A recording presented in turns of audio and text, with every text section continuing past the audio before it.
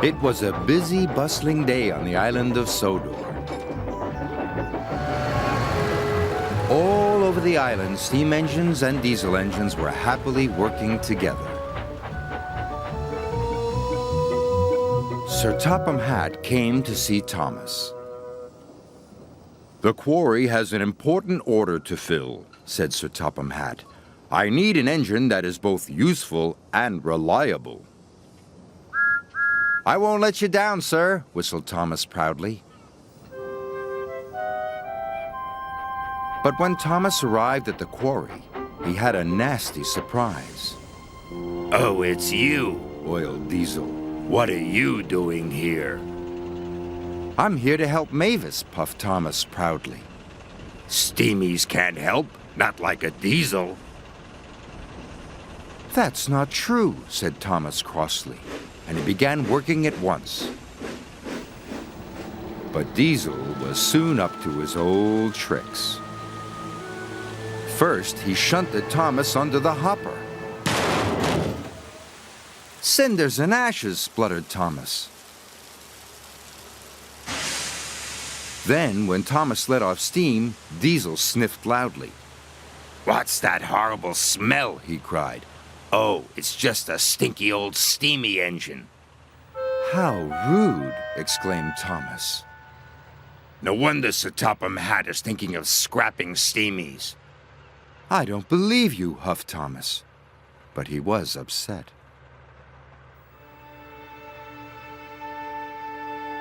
That night, Thomas stayed at the quarry. But he couldn't sleep. "What if Diesel is right?" Thomas said sadly. "What if Sir Topham Hatt scraps all of us?"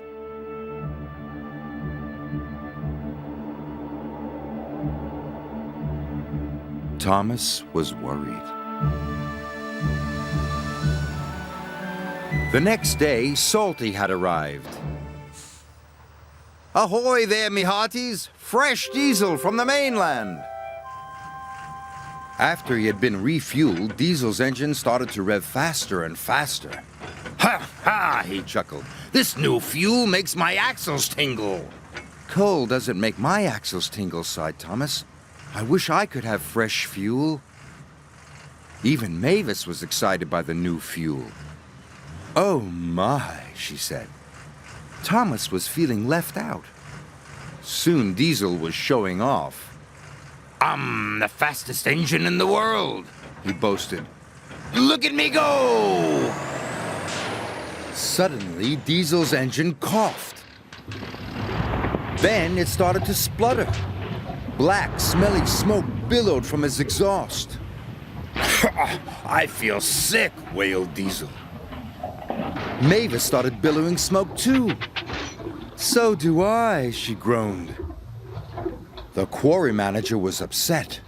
"It's the new fuel," he cried. "Water must have leaked into the tanks." Soon all the other diesels had broken down. Ari, Bert, and even Salty had ground to a halt. So Sir Topham Hatt telephoned the quarry manager. And the quarry manager came to see Thomas. "You are to collect fresh diesel from the fuel depot." "Right away, sir," whistled Thomas. And he steamed out of the quarry as fast as he could.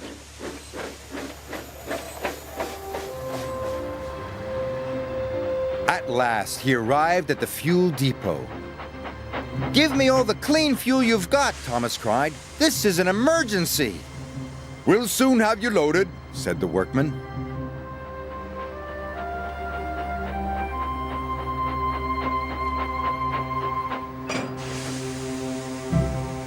Thomas was soon loaded with trucks carrying fuel drums. The fuel drums were very heavy. Thomas pushed with all his might. His pistons creaked and his wheels squeaked, but he kept on puffing.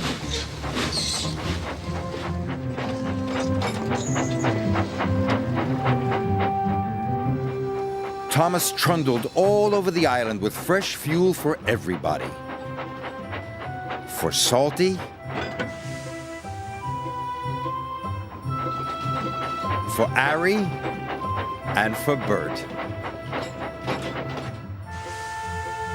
Thomas was feeling very tired, but he still had one more delivery to make. At the quarry, all work had stopped. Diesel was as green as a leaf. Mavis was feeling very glum. Then they heard a wonderful noise. It was Thomas! He steamed into the quarry with one final puff. I made it, he cried. Mavis and Diesel had all the bad fuel drained out of their engines, and all the good clean fuel poured in. Marvelous, sighed Diesel.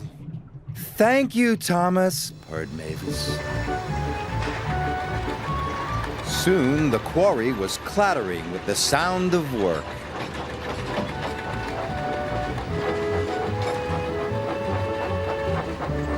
And finally, the important job was done. Sir Topham Hatt arrived on board Percy. Well done, Thomas, boomed Sir Topham Hatt. You have saved the day. You are a really useful engine, and a credit to the railway. Thank you, sir, puffed Thomas proudly. And even Diesel had to admit that Thomas is a very special engine. Even if he is a Steamy.